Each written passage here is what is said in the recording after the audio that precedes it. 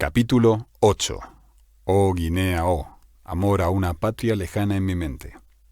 Esto es genial. 6.000 kilómetros después, mismo portátil en diferente mesa y vuelta al diario. El avión llegó por la noche. Me vino a buscar un amigo al aeropuerto y nos fuimos a su casa a ponernos al día.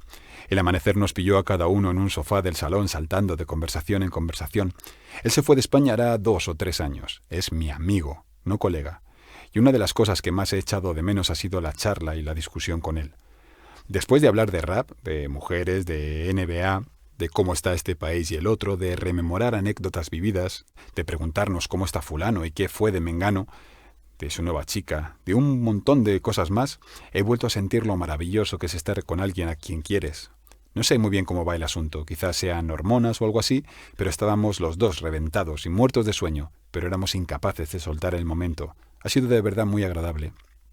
Cuando hablo de África con la gente en España me frustro muchísimo. No ya porque me pregunten una y otra vez si hay edificios, carreteras de asfalto o grifos en las casas, sino por la infinita, y creo usar bien aquí la palabra, infinita ignorancia que hay hacia todo lo que viene del continente negro. El español está tranquilo y relajado en su casa pensando que tiene las cosas claras. Las tiene, es cierto, pero en su mayoría de forma errónea en lo referente a África. Una vez contrataron a mi hermana como azafata para una promoción de una bebida alcohólica. Se trataba de una que teóricamente venía de África. No recuerdo el nombre que le pusieron, pero era una palabra africana. Lo que mi hermana tenía que explicar a quien se acercara era que en africano el nombre de la bebida significaba no sé qué. En africano. Me parece el colmo de la dejadez intelectual. De verdad, ¿qué es eso de en africano?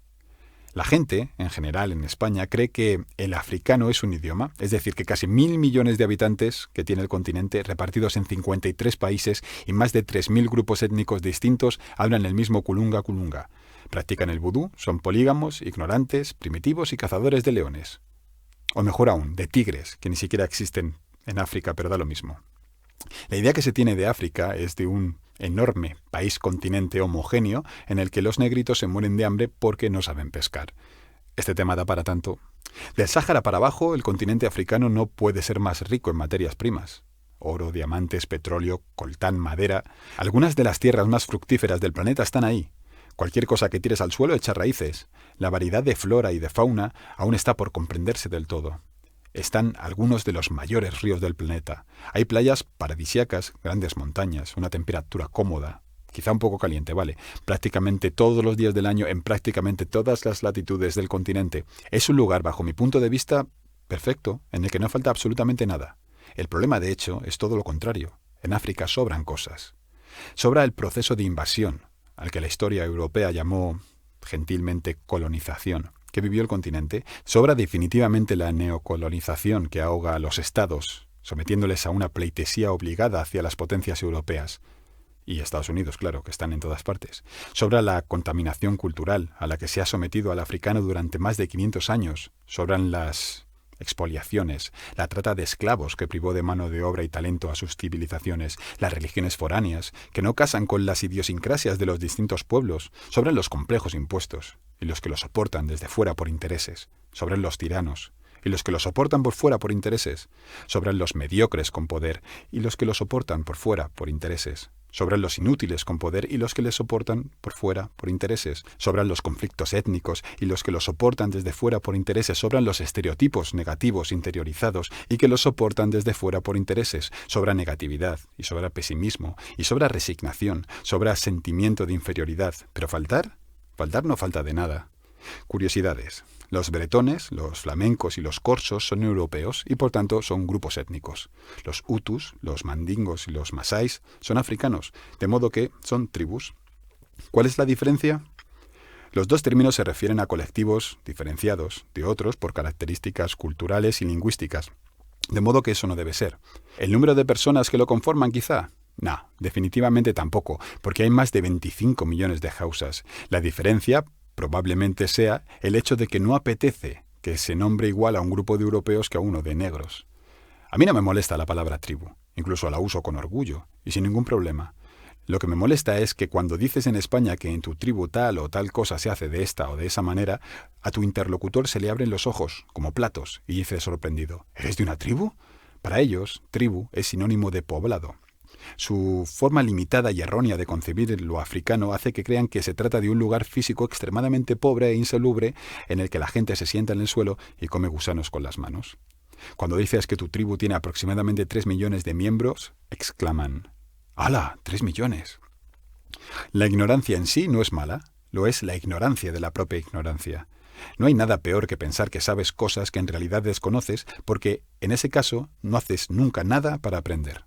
Es, y no tiene nada que ver con esto, como una cosa que me ocurrió en Menorca después de un concierto. En el hilo musical del restaurante en el que estábamos sonó el famoso Rescue Me.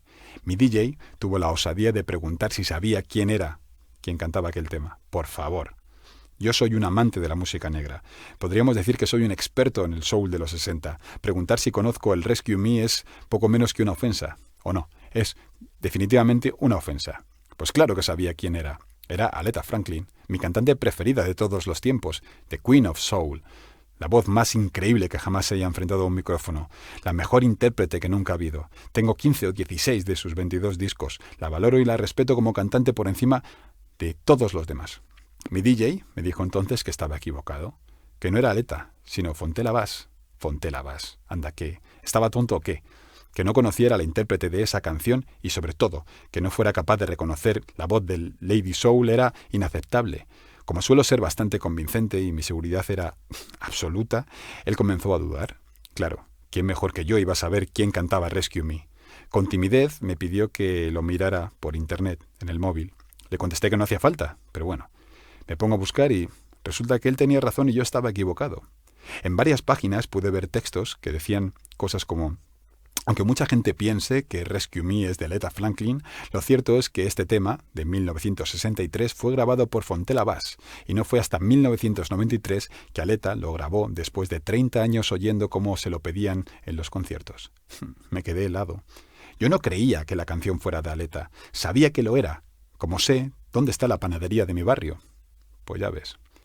Nunca hubiera buscado a la intérprete de Rescue Me porque ya lo sabía, de modo que, si no hubiéramos tenido aquella conversación, lo mismo habría muerto de viejo con un conocimiento falso.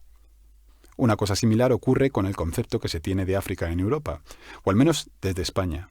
Se cree saber cómo es África y qué necesita, sin necesidad de preguntar a los propios africanos, porque al fin y al cabo, ¿qué sabrán ellos, pobrecitos? Me molesta sobremanera ver los anuncios de ONGs que ayudan en distintos lugares de África en los que simplemente se dice: África te necesita. Y sale la imagen de un niño con delgadez extrema, una barriga abultada y entre moscas, bebiendo un poco deseable líquido blanco y espeso en una taza de metal abollada. En África hay hambre, por supuesto, y me parece loable que gentes de otros lugares quieran colaborar a terminar con esa lacra. Pero África es enorme, gigantesca, y en ella podemos encontrar cientos de situaciones distintas. La cotidianidad de muchos lugares es muy similar en algunos aspectos a la europea. En las grandes ciudades has de encontrar un trabajo, pagarte una casa, soportar a un jefe, salir de fiesta con los colegas. El modelo occidental es el gran triunfador planetario, y la idea del éxito es, también en África, ser capaz de hacerte con más casas, más coches y un móvil más caro. El africano no es un ser de otro planeta. Y por supuesto, no es un mono gracioso e inocente del que sentir pena. Tiene la misma estructura fisiológica y mental que el europeo, es solo que su entorno es diferente. Obama es hijo de africano, pero no puede ser más estadounidense. Es el presidente. El ambiente y las posibilidades son las que definen a las personas y las sociedades que conforman. Me siento enormemente afortunado de conocer de primera mano dos formas diferentes de organización social. Soy consciente de que esto me permitió desde pequeñito tener la capacidad de apreciar más los matices y de tener una visión más amplia de la naturaleza humana. Cuando en los años 80 el mundo entero clamaba contra el régimen injustificablemente discriminatorio que en Sudáfrica dotaba legalmente a la minoría blanca de supremacía sobre la mayoría negra, aprendí que en Estados Unidos, apenas 20 años atrás, la situación era muy similar. Me enseñaron que históricamente los negros habían sido vejados, asesinados, perseguidos, esclavizados, que se había violado sistemáticamente a sus mujeres, que se habían incendiado sus pueblos, que fueron obligados a cambiar sus distintas mitologías por la cristiana o la musulmana, que se les prohibió hablar sus bárbaras lenguas y que incluso fueron forzados a perder sus nombres. Sus nombres. ¿Puede haber algo más humillante que el hecho de que llegue alguien y te arrebate tu nombre porque el que te impusieron tus padres no les resulta válido? La lista de atrocidades cometidas contra los negros es interminable, pero conviene recordarla de vez en cuando porque es historia y la historia es bueno aprenderla.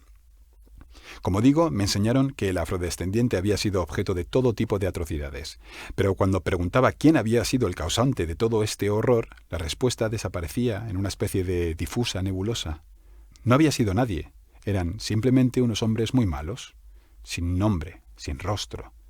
Pero la miga de verdad estaba en el porqué de sus acciones. Ahí es donde terminaban las lecciones, ya que nadie sabía explicarme el motivo. Tengo el clarísimo recuerdo de estudiar en el colegio la figura de Bartolomé de las Casas. Me impactó lo que me contaron sobre su defensa de los derechos de los indios americanos. Fue honrado por el regente de la Corona de Castilla, el cardenal Francisco Jiménez de Cisneros, con el grandilocuente título de Procurador y Protector Universal de todos los indios. Según me enseñó mi maestro, se trataba de un español que era poco menos que un santo, ya que salvó de la esclavitud y la muerte a centenares de miles de hombres y mujeres. Y aquí es donde empiezan las primeras muestras de amnesia por parte de los libros de texto con los que nos enseñan historia. A mi profesor se le olvidó mencionar un pequeño detalle. Bartolomé de las Casas fue el encargado de justificar con un concienzudo estudio que, como los indios, aunque inferiores, eran humanos y no podían ser esclavizados, para los duros trabajos del Nuevo Mundo era necesario llevar a negros de África, ya que éstos no llegaban a la categoría de humanos con alma. Siempre he oído que los malos en América fueron los británicos y los franceses, pero que ellos lo hicieran mal no rebaja en absoluto la responsabilidad que España tuvo también, tanto en el trato a los nativos americanos como de los negros que fueron llevados allí hacinados en barcos de mercancía. De hecho, España fue el último país europeo en abolir la esclavitud. Evidentemente estamos hablando del siglo XVI, pero del mismo modo que Miguel de Cervantes y su Quijote forman parte de la historia de España, y se muestra orgulloso, Bartolomé y su obra también lo son. Que nos cuenten la vida de ambos, ¿o no? Saltamos unos siglos y nos colocamos ya en el siglo XX y volvemos a la etapa en la que la entonces Rodesia, Sudáfrica, Estados Unidos y otros tantos países legislaban de forma distinta en función del color. Me asombra sobremanera que en España hayamos olvidado que eso mismo se hacía aquí, en la colonia africana de Guinea Ecuatorial, Guinea Española, hasta 1968. Hombres y mujeres que hoy tienen 50 y tantos años recuerdan claramente vivir bajo una ley que les prohibía estar en una acera transitada por un blanco, que les negaba el acceso a los locales públicos, que les obligaba a ocupar los asientos traseros y de madera en los coches de línea mientras los blancos, españoles, ocupaban los delanteros y tapizados. Esto ocurría en España hace tan solo 50 años y, sorprendentemente, nadie parece saberlo.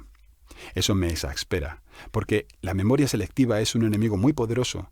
Basta con decir «no lo recuerdo» para poder alejarte tranquilamente de tu responsabilidad. Este tema me enciende, pero es muy tarde y ya no sé bien qué es lo que estoy escribiendo. Estando aquí, seguro que encontraré hueco para retomarlo. Hasta mañana. Fin del capítulo 8.